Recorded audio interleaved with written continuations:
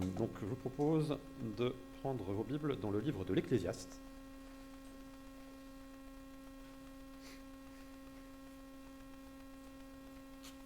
Ecclésiaste, chapitre 11 et une partie du chapitre 12. Donc on dira Ecclésiaste 11 en entier jusqu'au verset 8 du chapitre 12 et puis après les deux derniers versets du chapitre 12. Si vous avez ces Bibles-là, c'est page 440.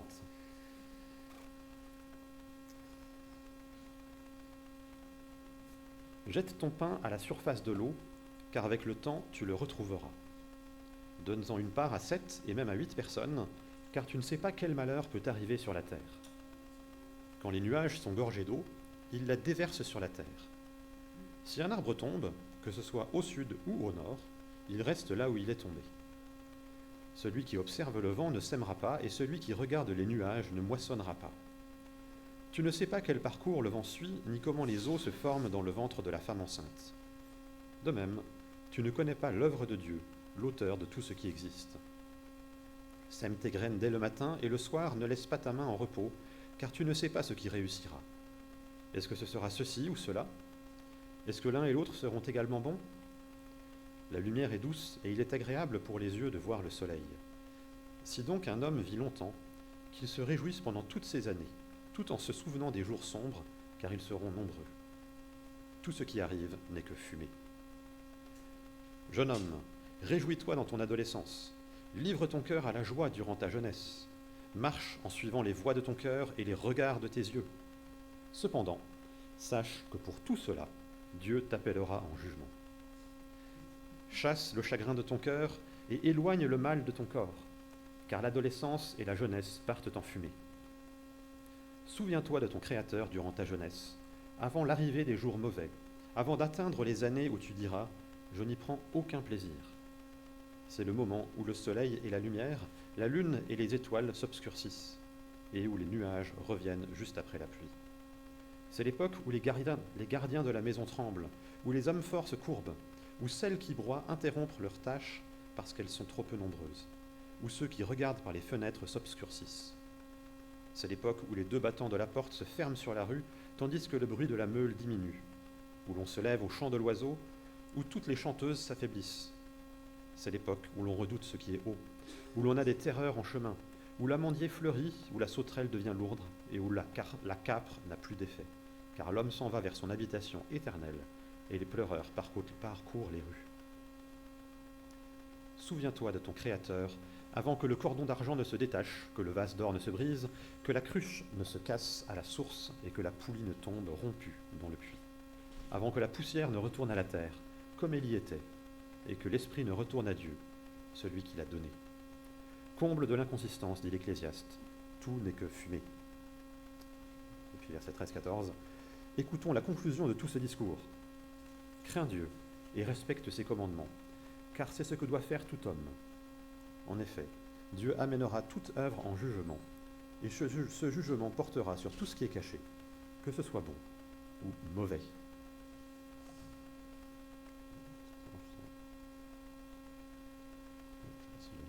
Et ça ne marche pas. Vivre sans limite. Vivre sans limite. Est-ce que ça vous intéresse? Nous allons voir ce matin que vivre sans limite, ce n'est pas une bonne idée. Nous avons besoin de limites.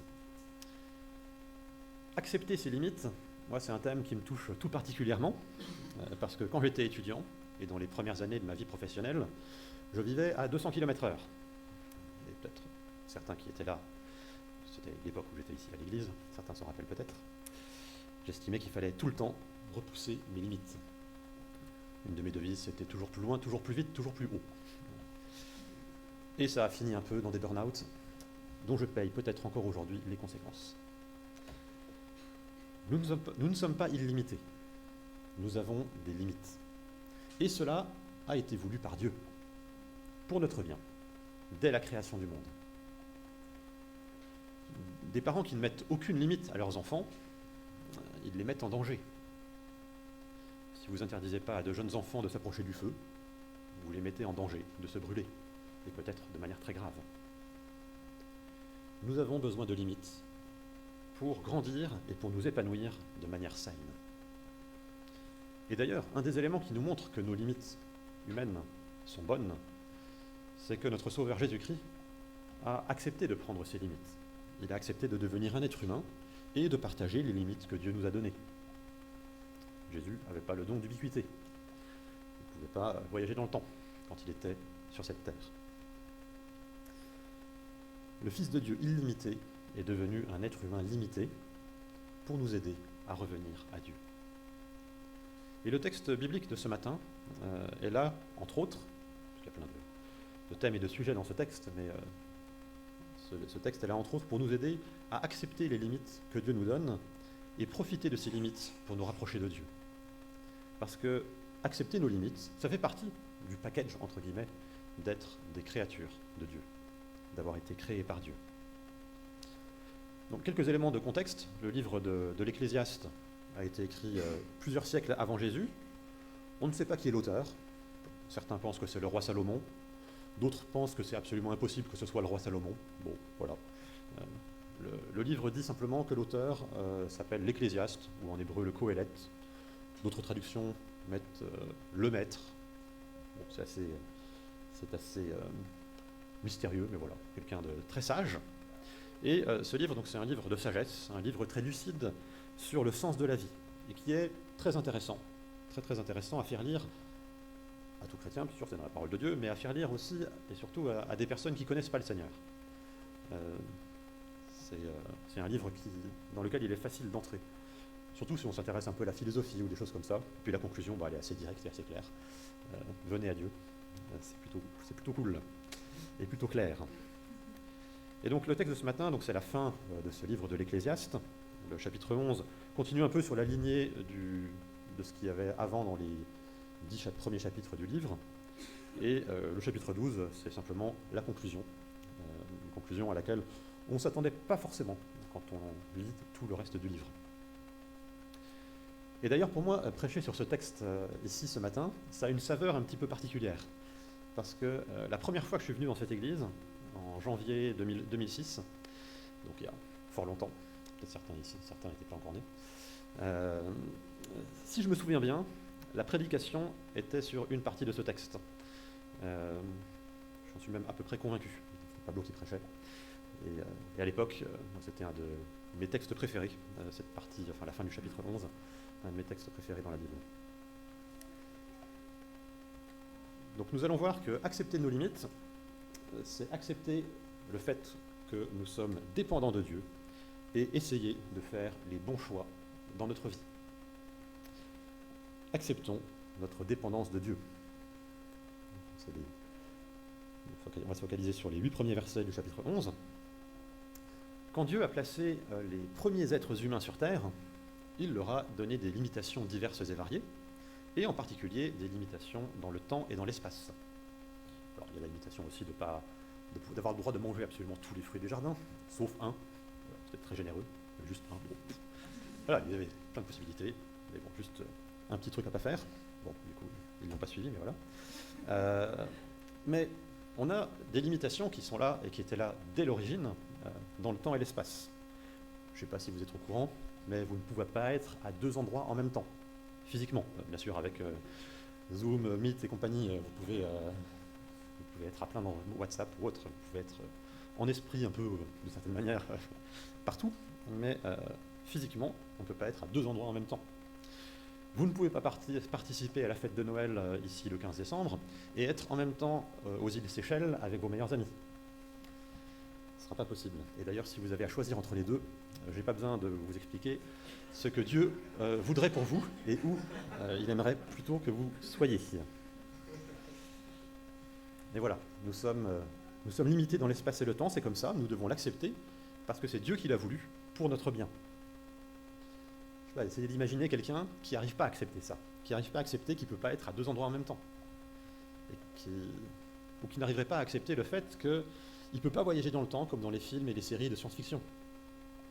Une personne comme cela sombrerait très vite dans la folie, ou dans la dépression, ou autre.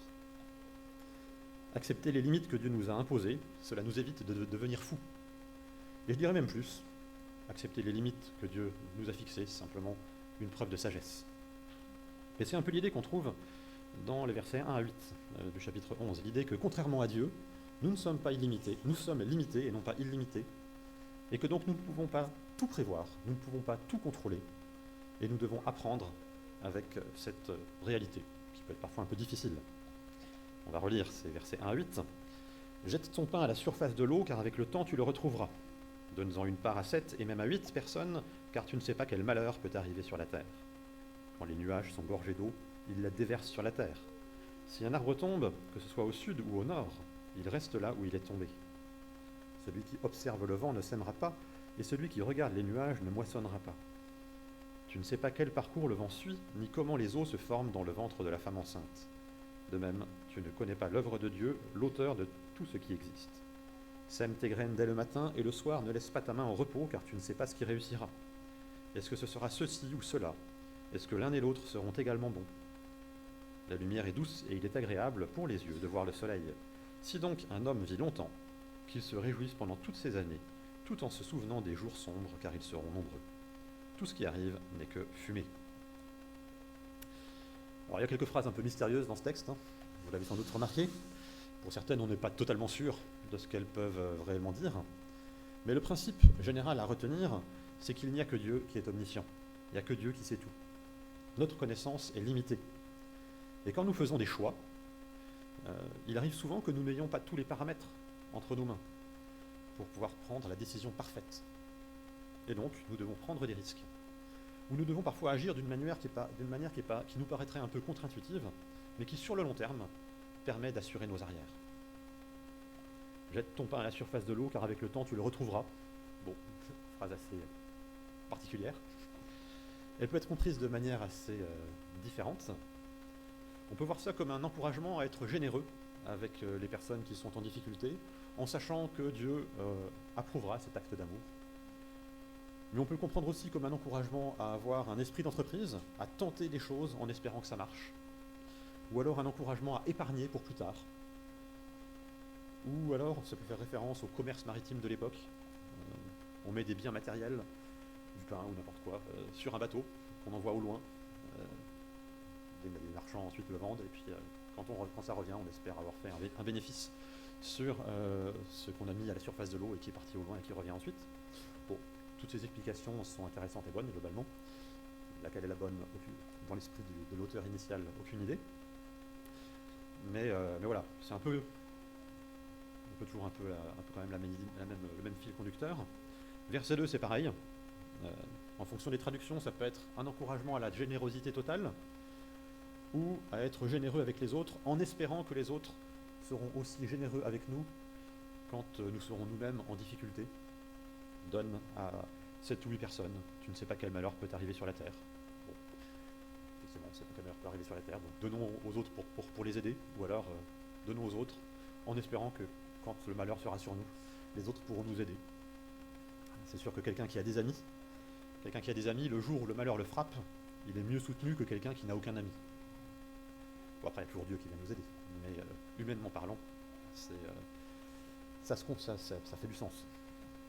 Dans les deux versets, il y a l'idée d'être prévoyant, parce que nous ne savons pas ce que l'avenir sera. Et dans les versets 3 et 4, c'est l'idée que même s'il y a des obstacles, même si les conditions idéales ne sont pas réunies, à un moment donné, il faut prendre des décisions et il faut agir. Alors parfois, il est sage d'attendre avant d'agir, mais si on attend d'agir seulement quand les conditions sont idéales, genre si on est idéaliste ou peureux, au choix, ou les deux en même temps, le risque, c'est de ne jamais rien faire, et de finir par mourir de faim, à force de ne rien faire. Si vous cherchez un logement sur Boulogne, et que vous avez plein de critères très très précis, que vous refusez tous les appartements qui ne répondent pas de manière exacte à la totalité de vos critères, vous n'allez pas trouver de logement, vous finirez sous un pont. Sauf si Dieu fait un miracle, évidemment. Les miracles, ça existe. Mais bon, de manière générale, par expérience et pour avoir cherché plein de fois des appartements un peu partout, il faut savoir mettre de l'eau dans son vin à ce niveau-là. Pas obligé de... Enfin, sinon, bah, ouais, on sera longtemps dans un logement qui nous convient pas, si on est trop idéaliste. Verset 5, tu ne sais pas quel parcours le vent suit, ni comment les eaux se forment dans le ventre de la femme enceinte. De même, tu ne connais pas l'œuvre de Dieu, l'auteur de tout ce qui existe. Même les plus grands érudits et les plus grands savants ne savent pas tout sur tout. Dieu est le seul qui sait tout sur tout et sur tout le monde. Et nous ne savons pas tout ce que Dieu fait. Tu ne connais pas l'œuvre de Dieu, l'auteur de tout ce qui existe. Alors en vrai, nous connaissons quand même une partie de l'œuvre de Dieu, puisqu'il a fait le choix de se révéler aux êtres humains. Il s'est révélé de manière générale par la beauté et la grandeur du monde qui nous entoure. Il s'est révélé de manière spéciale par la Bible, qui est sa parole écrite. Il s'est révélé de manière spéciale par Jésus-Christ, qui est venu sur terre pour nous réconcilier avec Dieu. Il se révèle de manière spéciale, parfois aussi par les circonstances qu'il arrange pour nous aider, pour nous encourager, ou parfois par des interventions très, très particulières dans la vie de certaines personnes particulières. Donc nous connaissons une partie de l'œuvre de Dieu, mais une petite partie. Dieu est Dieu, nous ne sommes que des créatures. Et dans cette vie, nous ne connaîtrons jamais tout. Et je dirais même que nous ne connaîtrons jamais tout ce que Dieu a fait dans nos vies, à nous. Sur cette terre, on ne saura jamais tout ce que Dieu a fait pour nous par amour, dans les moindres détails de notre vie. Et c'est très bien comme ça. Dieu n'a pas promis de tout nous révéler. Dieu n'a pas promis de nous révéler tout ce que nous devrions faire de notre vie. Alors il peut nous aider, mais parfois, ou même souvent, pour notre sanctification, pour notre avancement dans la foi et la dépendance de lui, il estime que c'est mieux de nous laisser un peu nous débrouiller. Enfin ça c'est notre vision des choses, dans notre vision des choses. Lui il dirige tout, mais nous on a l'impression, voilà, on doit se débrouiller, tout en sachant que quels que soient nos choix, Dieu sera avec nous tous les jours par le Saint-Esprit qui est en chaque disciple de Christ. Par exemple, si vous cherchez un travail, et que vous priez Dieu d'ouvrir une porte, entre guillemets, enfin, vous aider à trouver un job, et qu'au final vous avez 3 réponses positives, avec 3 jobs similaires, des avantages et des missions identiques, ou très similaires, à un endroit, tout dans la même rue en plus, vous ne pouvez même pas dire que il y a des choix à faire géographiques, ben, vous allez être obligé de faire un choix, en pesant le pour et le contre. J'espère que le choix que vous ferez sera un choix rempli de sagesse, mais en vrai, peu importe le choix que vous ferez. L'important pour Dieu, c'est que vous cherchiez à le glorifier dans votre manière de travailler, et que, quel que soit l'endroit où vous aurez choisi de travailler, vous soyez de bons témoins de Christ auprès des personnes avec lesquelles vous allez bosser, que ce soit vos collègues, vos élèves, vos patients, vos clients, etc., etc. Dieu nous demande de lui faire confiance et il nous laisse des choix devant nous que nous devons accepter de faire. Dieu nous demande de vivre comme lui, il veut que nous vivions. Il ne nous demande pas d'analyser à chaque seconde de notre existence, d'analyser chaque minute de notre vie pour y détecter ses actions. Sinon, on ferait rien d'autre que juste... et du coup, je ne sais pas si Dieu agirait beaucoup en nous. Mais il ne nous demande pas d'attendre qu'il nous révèle de manière précise sa volonté pour chacune de nos décisions. Même s'il dirige toutes choses et qu'il est souverain sur toutes choses, il nous laisse la liberté et la dignité de faire des choix. Des choix qui soient conformes à sa volonté révélée dans la Bible, ce qui nous permet de grandir en sagesse et en sanctification. Lisez le livre de l'Ecclésiaste, lisez le livre des Proverbes, lisez toute la Bible. Il y a des milliards de conseils sur comment faire des choix sages, comme Dieu souhaite que nous le fassions. Être chrétien, ça ne signifie pas d'abandonner la responsabilité de notre vie. Au contraire, nous sommes responsables de chacune de nos décisions. Mais nous voulons vivre dans la foi en Dieu et reconnaître que nous avons besoin de Dieu. Nous avons besoin de lui pour vivre une vie vraiment épanouissante et vraiment satisfaisante comme lui veut qu'on la vive. Verset 6, sème tes graines dès le matin et le soir, ne laisse pas ta main en repos, car tu ne sais pas ce qui réussira. Est-ce que ce sera ceci ou cela? Est-ce que l'un et l'autre seront également bons? Ce n'est pas parce que nous n'avons pas tous les paramètres en main que nous ne devons rien faire. Dieu nous demande d'agir avec sagesse, mais aussi avec courage et confiance en lui. Et c'est souvent ce qui nous fait défaut en tant que chrétiens. Soit la confiance en Dieu, soit le courage, soit les deux. Quand on sème des graines, comme là c'est un verset assez agricole, quand on sème des graines, on sait que toutes les graines ne vont pas germer, que toutes les graines ne vont pas pousser. Ce qui ont des jardinières sur leur balcon le savent. On a fait l'expérience il y a quelques mois, quand avec ma chère fille, nous avons semé des graines de tomates cerises et de basilic. Bon, on a semé plein, puis il n'y a même pas un dixième qui a poussé. Mais bon, c'est déjà bien, ça a déjà fait. On remplit plein pas mal les bacs. Mais voilà, on est obligé de semer plus que ce qu'il y a réellement besoin parce qu'on ne sait pas ce qui va arriver. Même si nous ne contrôlons pas tout, nous pouvons et nous devons quand même agir. Et nous sommes obligés de faire confiance à Dieu pour les résultats.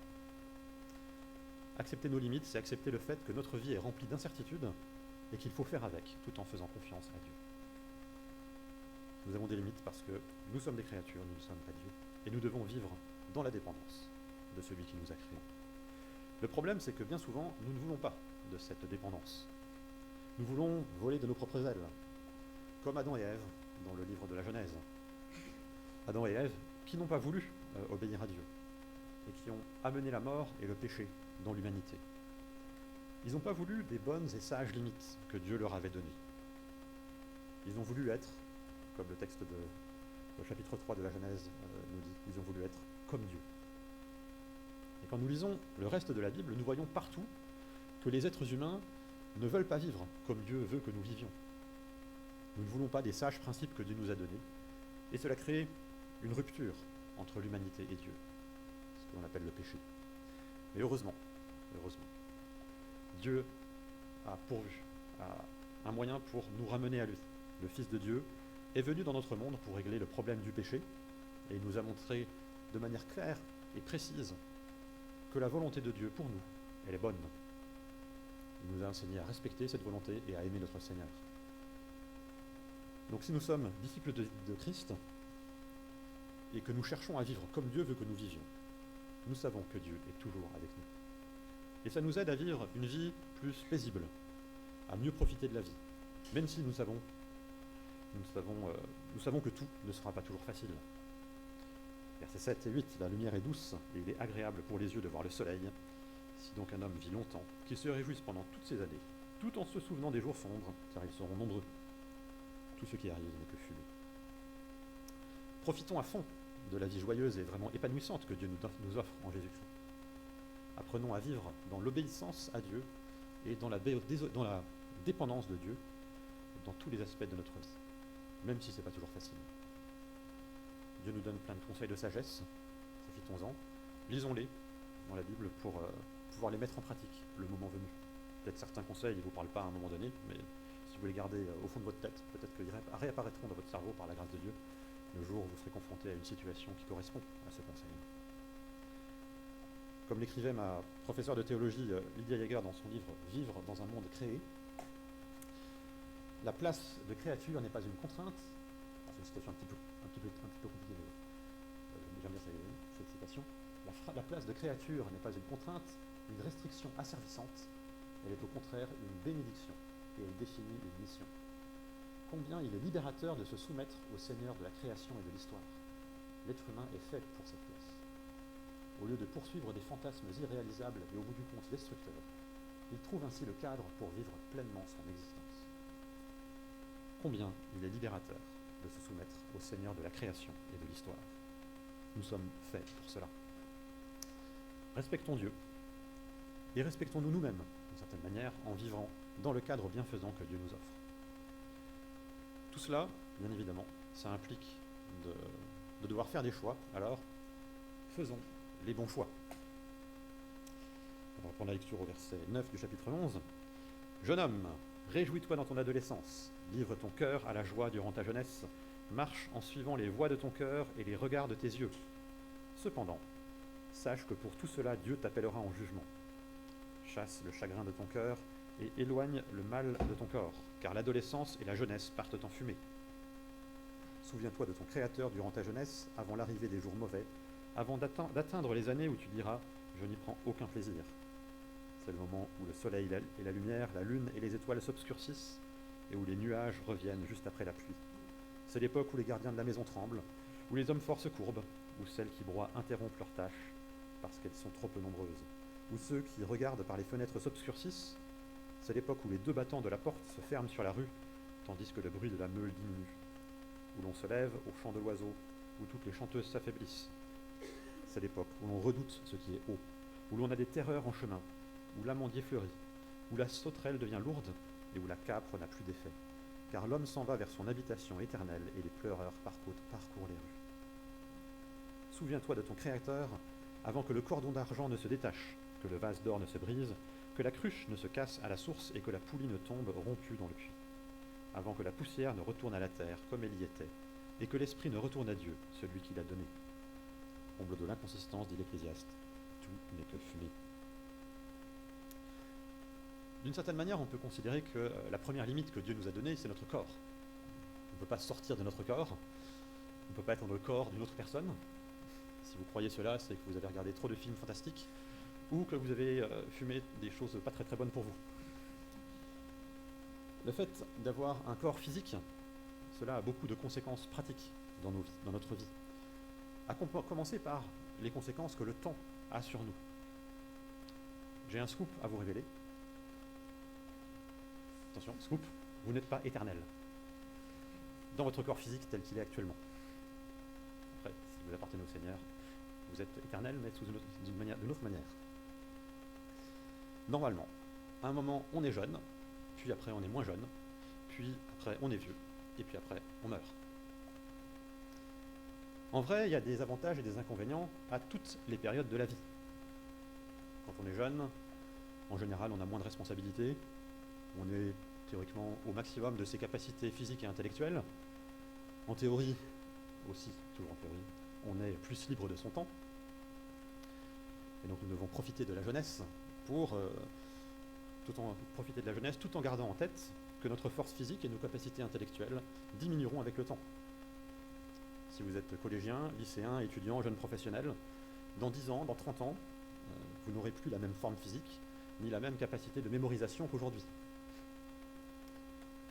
Il y a le Parc des Princes et Roland-Garros qui sont pas loin d'ici. Les tennismen professionnels, les footballeurs professionnels, ils arrêtent quasiment tous leur carrière avant 40 ans. Savoir tout cela quand on est jeune, cela nous pousse à vivre avec reconnaissance dans le présent et à investir dans des choses éternelles, tout en profitant des plaisirs de la vie que Dieu nous donne. Profiter du temps qu'on a pour se faire des amis, pour s'engager dans l'Église et dans la société, pour s'amuser, etc., etc. Mais vieillir a aussi de très bons côtés. Quand nous vieillissons, nous comprenons de mieux en mieux nos limites, et donc nous nous mettons moins souvent dans des situations difficiles, en théorie. Quand on est vieux, on a vécu plein de choses. En théorie, on a plus de lucidité et de sagesse. Tous les choix importants de la vie sont derrière, et donc c'est plutôt réjouissant. Surtout si on a vécu toute notre vie avec le Seigneur. Alors c'est vrai que à la fin, c'est la mort qui vient. La mort qui est la fin des joies, mais aussi la fin des souffrances. Alors c'est vrai que dans l'éternité, la limite de la mort sera abolie. Et le péché, c'est-à-dire la chose qui nous empêche, la chose, l'état, je ne sais pas comment on peut décrire le péché, mais la propension en nous qui nous empêche d'apprécier les limites que Dieu nous a données, le péché aussi sera détruit. La mort est une limite qui n'était pas voulue par Dieu au début de l'humanité dans le jardin d'Éden. C'est une limite révoltante et qui disparaîtra. Mais en attendant, elle est là, et nous devons faire avec. Jeune homme, réjouis-toi dans ton adolescence, livre ton cœur à la joie durant ta jeunesse, marche en suivant les voies de ton cœur et les regards de tes yeux. Cependant, sache que pour tout cela, Dieu t'appellera en jugement. Chasse le chagrin de ton cœur et éloigne le mal de ton corps, car l'adolescence et la jeunesse partent en fumée. Souviens-toi de ton Créateur durant ta jeunesse, avant l'arrivée des jours mauvais, avant d'atteindre les années où tu diras « je n'y prends aucun plaisir ». À titre personnel, ce texte m'a beaucoup influencé quand j'étais étudiant en école de management. Alors, il m'a beaucoup aidé pour réussir à être à la fois bien intégré dans la vie étudiante et associative de mon école, et bien profiter de cette période de ma vie, tout en sachant mettre des limites qui honorent Dieu. Enfin, en tout cas, j'espère y être parvenu. Parce que la vie dans les grandes écoles, c'est très chouette, mais il y a beaucoup de tentations et d'occasions de pécher si on n'est pas très très vigilant. C'est ce que j'essaie d'expliquer aux étudiants des écoles d'ingénieurs et de commerce avec lesquelles je travaille. à Paris-Saclay. La vie chrétienne n'est pas une vie austère et triste. Il faut savoir profiter de la vie, parce que le Dieu que nous servons est un Dieu qui vit une joie parfaite, et qui prend plaisir en lui-même, qui prend plaisir en son peuple fidèle, et qui prend plaisir dans sa création et dans plein d'autres choses. J'ai un livre dans ma bibliothèque qui s'intitule, un gros pavé, Les plaisirs de Dieu, par un pasteur et théologien qui s'appelle John Piper. Si vous voulez lire ce livre, bon, il est un peu technique, mais voilà, si on est capable d'écrire un livre entier sur les plaisirs de Dieu selon la Bible, c'est que oui, la vie chrétienne n'est pas censée être triste. En tous les cas, pas uniquement triste.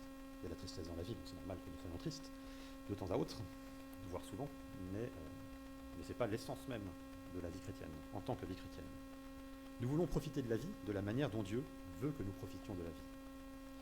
Et cette manière, ce n'est pas rechercher le plaisir pour le plaisir, comme les gens autour de nous, mais c'est chercher un plaisir qui respecte le corps que Dieu nous a donné, un plaisir qui respecte les personnes qui sont autour de nous, et un plaisir qui respecte Dieu. Et un plaisir qui se rappelle que, pour tout cela, Dieu nous appellera en jugement. C'est vrai que la chute dans cette phrase est assez lucide, amusante d'une certaine manière aussi. Respect de Dieu, respect des autres, respect de ce que Dieu a fait que nous, de ce que Dieu nous a donné de nous-mêmes, respect de nous-mêmes d'une certaine manière, parce que les plaisirs de ce monde ne sont pas tous bons. Chasse le chagrin de ton cœur et éloigne le mal de ton corps, car l'adolescence et la jeunesse partent en fumée. Ça demande beaucoup de sagesse, en fait, de vivre tout cela. Parce que souvent, ce qui nous cause du chagrin et des problèmes, ce sont les mauvais choix que nous faisons. Des choix trop rapides, ou des choix qui oublient Dieu. Boire beaucoup d'alcool pour donner l'impression de faire partie du groupe. Commencer une relation amoureuse parce que être seul, c'est mal vu par les autres. Coucher à droite ou à gauche, parce que c'est ce que tout le monde fait. Partir avec des amis en week-end, tous les week-ends, et ne plus jamais mettre les pieds à l'église, etc., etc., etc. Tous ces mauvais choix et les problèmes qui vont avec, nous pouvons les éviter si nous prenons Dieu au sérieux. Alors parfois, bien sûr, la souffrance, elle vient toute seule. Vous avez une de mes professeurs de théologie qui disait « faut pas rechercher la souffrance, elle viendra toute seule. Faut pas la rechercher. » Certains malheurs ne dépendent pas de nous. Et ça, c'est un fait. Mais pour ceux qui dépendent de nous, alors demandons l'aide de Dieu pour avoir la sagesse de faire les bons choix. Alors, je ne vais pas relire les versets 2 à 7. C'est simplement un beau poème qui décrit le vieillissement de notre corps. On pourrait vous amuser à essayer de deviner quelles parties du corps sont décrites dans chaque phrase. Donc le vieillissement du corps, et puis à la fin notre mort, versets 6 et 7. Tôt ou tard, nous vieillirons et nous mourrons. Une réalité que notre société cherche à évacuer, cherche à oublier, mais qui est la réalité de notre vie. Donc pourquoi la fuir? L'idée de ces versets, c'est que les lecteurs du texte comprennent bien que c'est maintenant qu'il faut agir. Notre vie est limitée, tout le monde vivra des choses heureuses, tout le monde vivra des choses malheureuses, mais nous n'avons qu'une seule vie à vivre. Nous n'avons qu'une seule vie à vivre. Après quoi vient le jugement dernier. Donc ne faisons pas n'importe quoi de notre vie, mais ne faisons pas rien non plus. On ne peut pas tout faire, on ne doit pas chercher à tout faire, parce que nous ne sommes pas Dieu, mais ça ne veut pas dire non plus que tout ce que nous n'arrivons pas à faire maintenant, nous ne pourrons pas le faire plus tard. La vie est courte, et en même temps, la vie est longue et pleine d'opportunités. Dans le cas classique et général, on va dire. Accepter ses limites, ça ne veut pas dire non plus qu'il ne faut jamais chercher à se dépasser. Ça fait du bien de faire des choses que l'on n'a pas l'habitude de faire. Et en particulier dans le domaine de la foi, c'est important de sortir de ce qu'on a l'habitude de faire, de ce que certains appellent notre zone de confort personnelle ou relationnelle. Pour les lycéens et les étudiants avec lesquels je travaille, dans les GBU et les GBL, certains sont responsables du groupe dans lequel ils sont, et pour certains, être responsable du groupe, c'est une occasion de se dépasser au service du royaume de Dieu.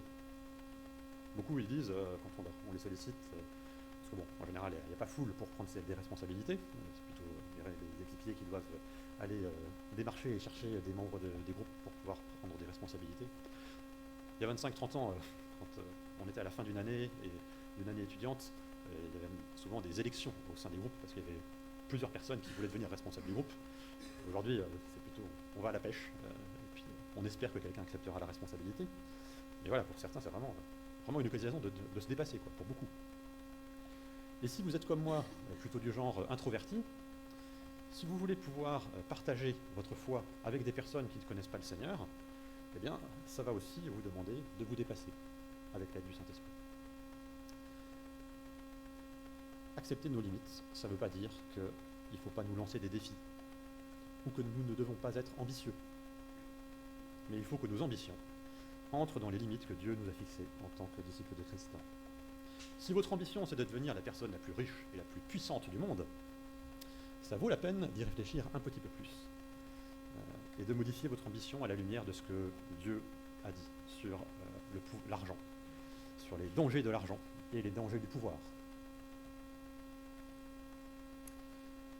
Verset 13-14, écoutons la conclusion de tout ce discours, crains Dieu et respecte ses commandements, car c'est ce que doit faire tout homme.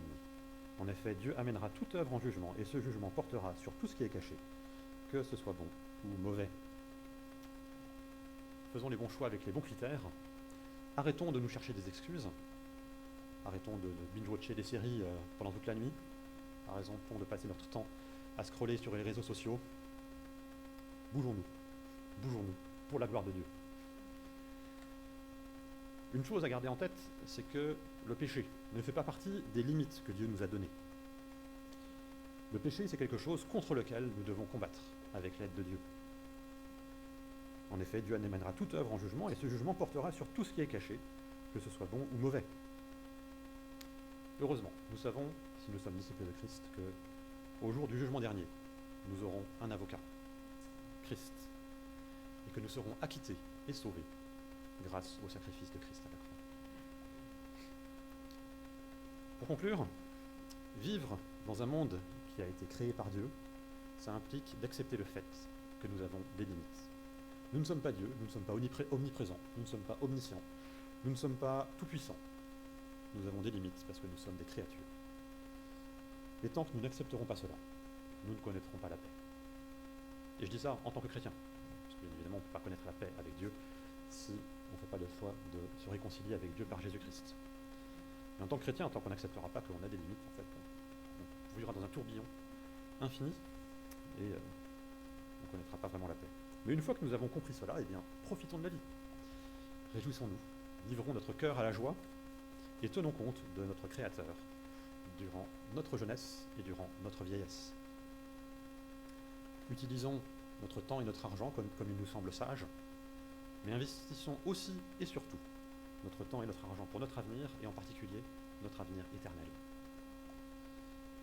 Et si jamais vous êtes là peut-être pour la première fois, ou je ne sais pas trop, si vous ne connaissez pas encore votre Créateur, si Jésus est un inconnu pour vous, alors n'hésitez pas à réfléchir à tout cela et à peut-être venir en discuter avec un des responsables de l'Église ou à prendre rendez-vous dans les prochaines semaines avec Samuel, le pasteur de cette Église.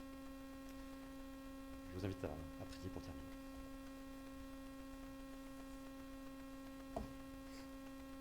Notre Dieu et Père, merci parce que tu nous as créés. C'est vrai que c'est peut-être pas tous les jours qu'on arrive à dire ça, des jours où on a des difficultés, des problèmes dans notre tête, des problèmes avec notre corps, des problèmes relationnels. On n'est peut-être pas toujours reconnaissant d'exister. Mais merci Seigneur parce que tu nous as créés, c'est ta volonté.